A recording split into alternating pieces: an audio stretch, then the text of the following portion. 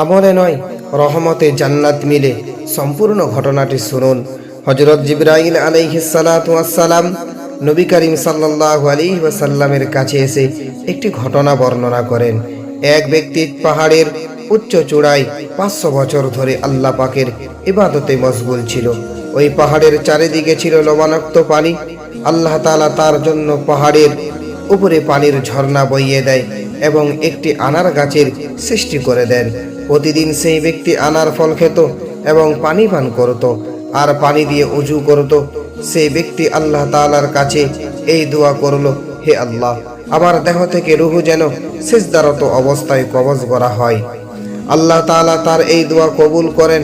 হযরত জিবরাইল আলাইহিস সালাতু ওয়াস সালাম বলেন, আমি আসমানে আসা যাওয়ার সময় তাকে সিজদারত দেখতাম।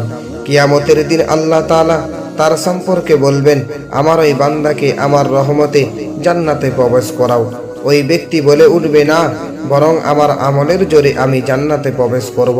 তখন নির্দেশ আসবে, আমার নিয়ামতের বিপরীতে কীর্তমল পরিমাপ করো। পরিমাপ করে দেখা যাবে 500 বছরের ইবাদত খতম হয়ে গিয়েছে একটি চোখের নিয়ামতের বিনিময়ে। তখন আল্লাহ পাক নির্দেশ দিবেন, আমার বান্দাকে জাহান্নামে নিয়ে যাও।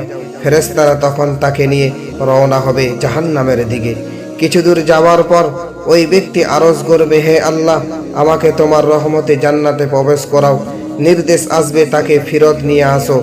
আল্লাহ পাকের নিকট ফিরিয়ে আনার পর তাকে নিচের প্রশ্নগুলি করা হবে আর সে বলবে, আল্লাহ তখন বলতে থাকবে, তোমাকে কে সৃষ্টি করেছে? তখনই ওই ব্যক্তি বলে উঠবে, আল্লাহ, আপনি আমাকে সৃষ্টি করেছেন।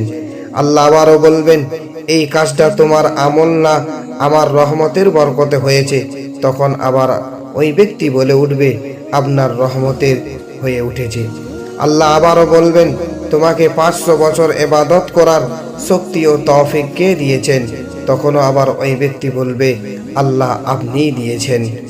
আল্লাহ আবারও বলবেন, সমুদ্রের পাহাড়ের মাঝে তোমাকে কে পৌঁছিয়েছে?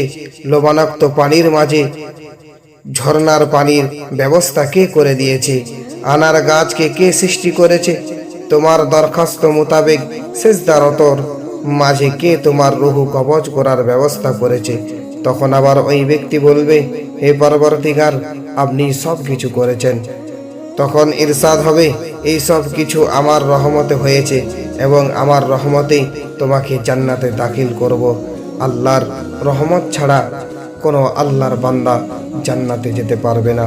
আল্লাহ আমাদের সকলকে আল্লাহর রহমত থেকে যেন না বঞ্চিত করে দেয়। সকলে বলি আমিন।